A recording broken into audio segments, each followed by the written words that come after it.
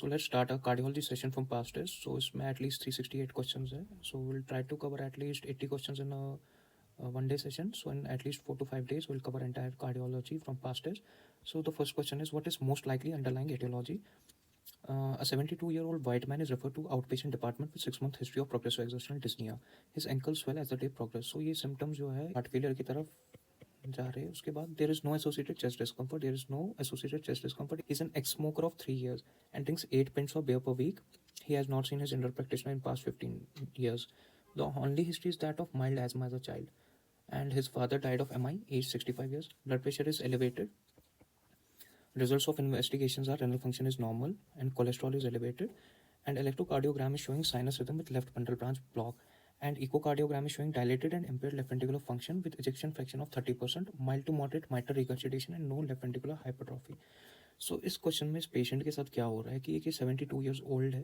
Father में already MI की history रही है एंड उनकी डेथ हो चुकी है. एंड इस पेशेंट में क्या है कि इसका ब्लड प्रेशर एलिवेट है मगर इसका रेनल फंक्शन नॉर्मल है एंड कोलेस्ट्रॉल एलिवेटेड है. इलेक्ट्रोकार्डियोग्राम पे दिखाया है कि लेफ्ट बंडल ब्रांच ब्लॉक हो चुका है. तो इस पेशेंट में कोरोनरी आर्टरी डिजीज के साइंस एंड सिम्टम्स है क्योंकि इसका कोलेस्ट्रॉल एलिवेटेड है. उसकी वजह से पेशेंट का जो हार्ट फेलियर हो गया है वो इसी वजह से हो गया है क्योंकि इस पेशेंट में कोरोनरी आर्टरी डिजीज है. उस कोरोनरी आर्टरी डिजीज की वजह से पेशेंट का लेफ्ट बंडल ब्रांच ब्लॉक हो गया है.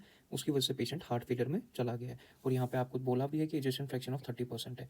अब हम देखते हैं कि ऑप्शंस क्या है. अल्कोहल है, कोरोनरी आर्टरी डिजीज है, हाइपरटेंशन है, वैल्वुलर हार्ट डिजीज है, वायरल मायोकार्डाइटिस है. अब अगर आप अल्कोहल चूज़ करना चाहोगे आप मगर अल्कोहल में क्या होता है, अल्कोहल में मोस्टली क्रोनिक लिवर डिजीज़ होती है और क्रोनिक लिवर डिजीज़ का एक स्टिग्मा होता है. उसमें बहुत सारे साइंस एंड सिम्टम्स होते हैं जो इस पेशेंट में है नहीं. कॉर्नरी आर्टरी डिजीज़ में क्या होता है, कॉर्नरी आर्टरी डिजीज़ में सबसे पहले हम रिस्क फैक्टर्स ही देखते हैं. जैसे इस पेशेंट की एज 72 ईयर्स है, इस पेशेंट में कोलेस्ट्रॉल एलिवेटेड है, इस पेशेंट में फैमिली हिस्ट्री है, इस पेशेंट का ब्लड प्रेशर भी एलिवेटेड है. प्लस अगर अब आप देखोगे हाइपरटेंशन के साथ साथ पेशेंट में रेनल फंक्शन कभी नॉर्मल हो ही नहीं सकते क्योंकि हाइपरटेंशन के कॉजेज है कॉमनली रेनल आर्टरी स्टेनोसिस की वजह से आपका रेनन एलिवेट हो जाएगा. तो आपको रेनल फंक्शन नॉर्मल बोल ही नहीं सकते अगर इसका हाइपरटेंशन सिर्फ आइसोलेटेड हाइपरटेंशन कॉज होगा. तो अगर सिर्फ हाइपरटेंशन होगा तो कोलेस्ट्रॉल एलिवेटेड है इसमें. तो आपको समझ जाना चाहिए कि इसमें कोलेस्ट्रॉल एलिवेटेड है. कोलेस्ट्रॉल ही मेन कॉज होता है इश्केमिक हार्ट डिजीज जो मोस्ट कॉमन होती है. प्लस एक और ऑप्शन है वैल्वुलर हार्ट डिजीज़. वैल्वुलर हार्ट डिजीज़ में यहाँ पे कि इनने मेंशन किया हुआ है कि यहाँ पे पेशेंट को mild to moderate mitral regurgitation हो गया. सो आप कंफ्यूज हो सकते हो कि इस पेशेंट को शायद माइट्रल रिगर्जिटेशन की वजह से हो गया होगा, पर ऐसा नहीं है. ऐसा नहीं है क्योंकि इस पेशेंट का जो लेफ्ट वेंट्रिकल है वो डिसफंक्शन हो चुका है. ठीक है, उसकी वजह से क्या हो जाएगा, लेफ्ट वेंट्रिकल जो ही डिसफंक्शन हो जाएगा इसकी माइट्रल रिगर्जिटेशन हो जाएगी यानी माइट्रल वाल्व डायलेट हो जाएगी जिसकी वजह से पेशेंट में पल्मोनरी हाइपरटेंशन हो जाएगा. तो ये सारा लेफ्ट वेंट्रिकुलर फंक्शन जो हो गया इसका इम्पेयर हो गया, उसकी वजह से माइट्रल रिगर्जिटेशन हो चुका है. प्लस वायरल मायोकार्डाइटिस तो हो ही नहीं सकता क्योंकि इस पेशेंट में कोई चेस्ट डिस्कम्फर्ट के साइंस एंड सिम्टम्स है नहीं. प्लस फीवर नहीं है, कोई आपको ईसीजी फाइंडिंग नहीं दी गई है मायोकार्डाइटिस की.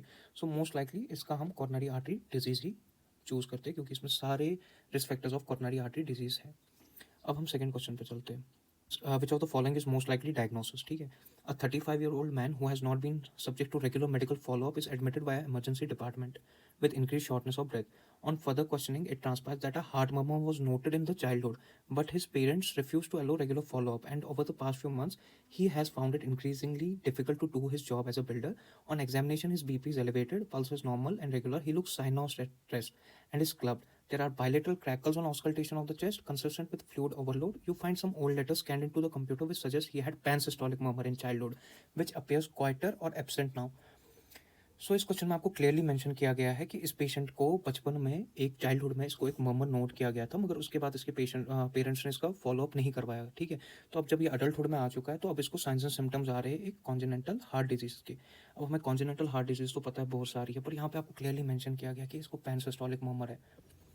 प्लस ये साइनोस्ट है, इसमें क्लबिंग है, तो ये मोस्टली कॉन्जेनेंटल साइनोटिक हार्ट डिजीज़ है. कॉन्जेनेंटल साइनोटिक हार्ट डिजीज़ है. सो कॉन्जेनेंटल साइनोटिक हार्ट डिजीज़ में भी अब आपको कन्फ्यूजन होगा कि ये टॉफ है बाकी सारी है. तो हम देखते हैं कि इसमें पैनसिस्टोलिक मर्मर है. ठीक है, पैनसिस्टोलिक मर्मर है विच अपीयर्स क्वाइटर और एब्सेंट नाउ. और यहाँ पे ऑप्शंस में कॉन्जेनेंटल साइनोटिक हार्ट डिजीज़ में से आपका कोई ऐसा नहीं दिया हुआ है. आप क्रोनिक थ्रोम्बोएम्बोलिज्म नहीं हो सकता, कोआर्केशन ऑफ आयोटा नहीं हो सकता, प्राइमरी पल्मोनरी हाइपरटेंशन नहीं हो सकता. इन दो में आप कंफ्यूज हो सकते हो.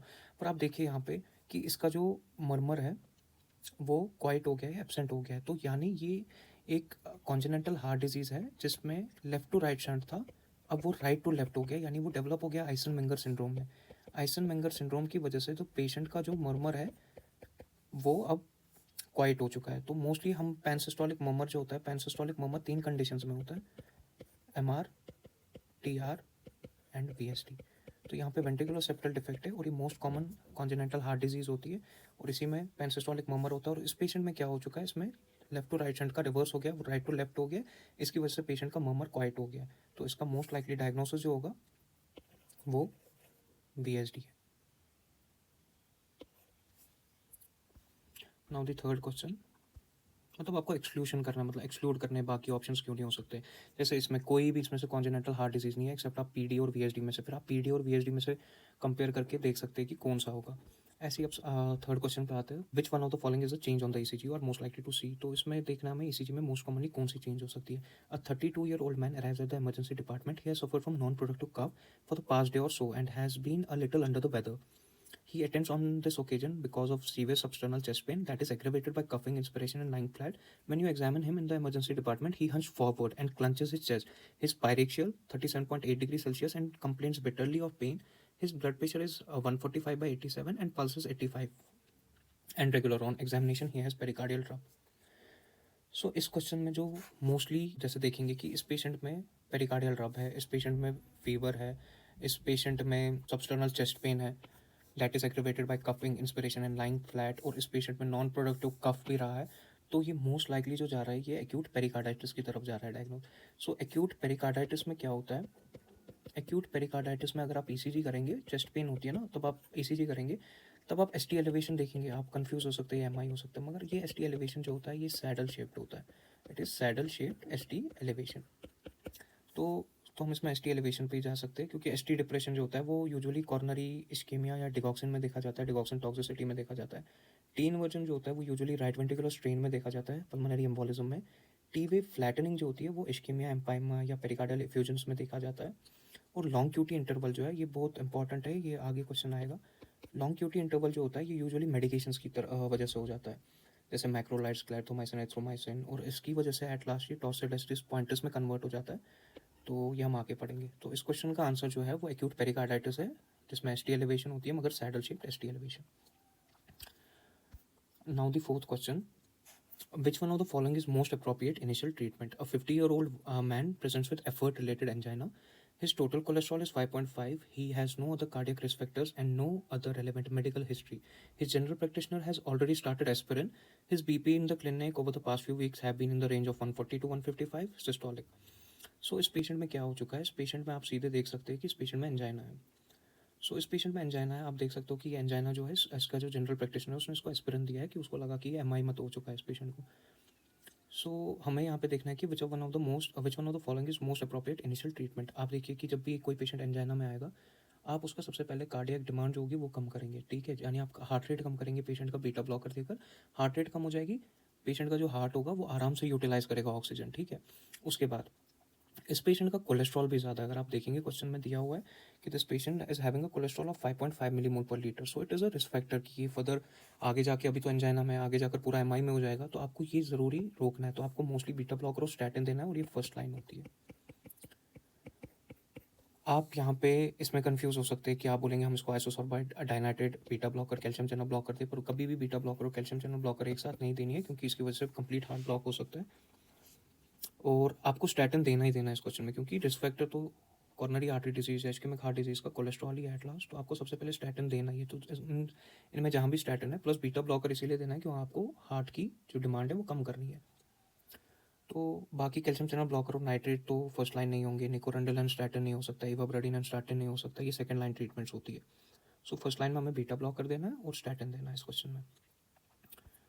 Now the fifth question, what is most likely the diagnosis, ठीक है, ये मतलब नॉर्मल क्वेश्चन है जहाँ पे डायग्नोसिस होते हैं, ये काफ़ी इजी होते हैं एज़ कम्पेयर टू जो मतलब बड़े बड़े एलैबोरेट करके क्वेश्चंस होते हैं, क्योंकि उनमें इंसान कंफ्यूज हो जाता है, बट वो भी एट लास्ट ईजी होते हैं क्योंकि उनमें इंसान एक्सक्लूड करके आंसर्स निकाल लेता है।